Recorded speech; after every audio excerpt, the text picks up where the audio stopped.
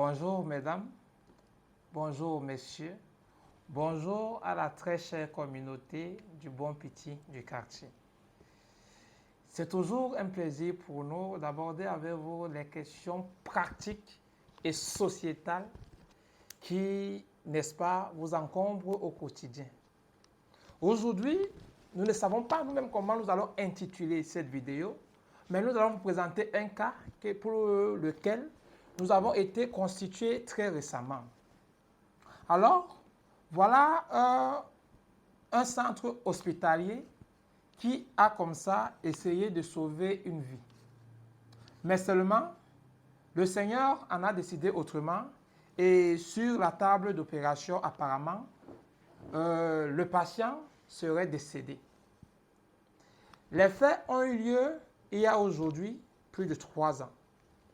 Mais seulement, un jeune homme sort de nulle part, certainement il vient de finir ses études en faculté de droit, ou encore parmi ses amis, il a un juriste qui sort fraîchement, soit du Rwanda et il est désormais avocat, ou encore d'une faculté de droit autre.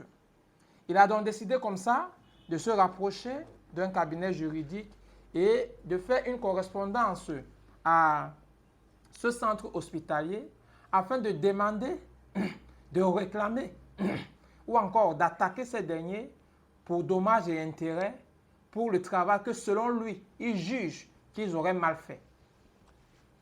Alors nous avons été contactés par ces derniers, bien évidemment.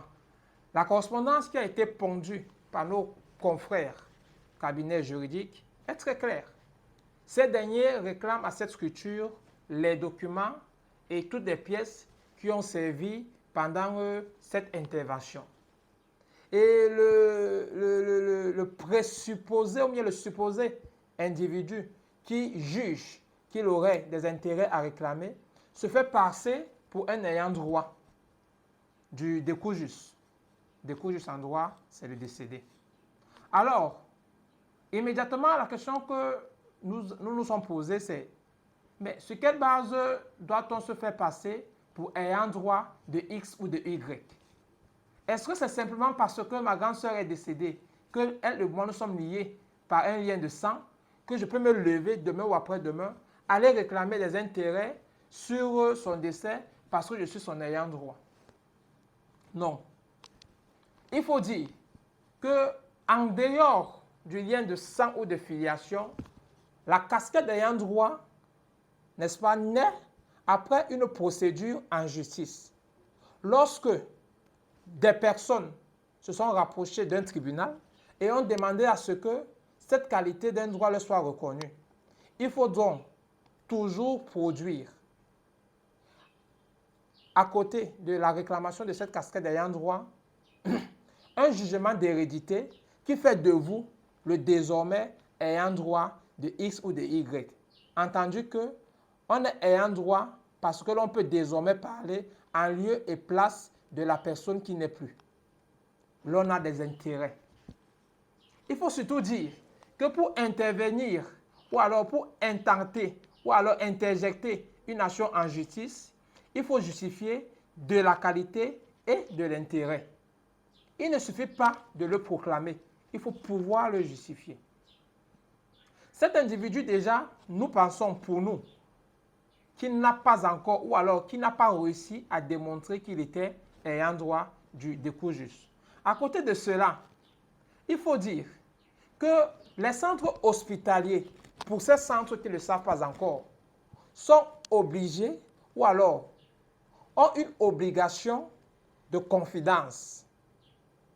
Ils ne peuvent pas se lever du jour au lendemain, sous réclamation de X ou de Y, commencer à procurer des informations sur un individu, soit-il décédé, j'allais dire. Il faudrait toujours avoir des raisons suffisantes, un. De deux, il faudrait que ce soit fait, ou alors, ils ne peuvent produire des informations qu'après une exigence d'une autorité légale. Nous voulions préciser ce contour parce que nous sommes convaincus de ce que, mis à part ce cas pour lequel nous avons été constitués, plusieurs centres comme ça, ou encore plusieurs personnes subissent le chantage de ces personnes-là qui pensent que sous tel ou tel autre prétexte fallacieux, ils peuvent venir réclamer tel ou tel autre droit.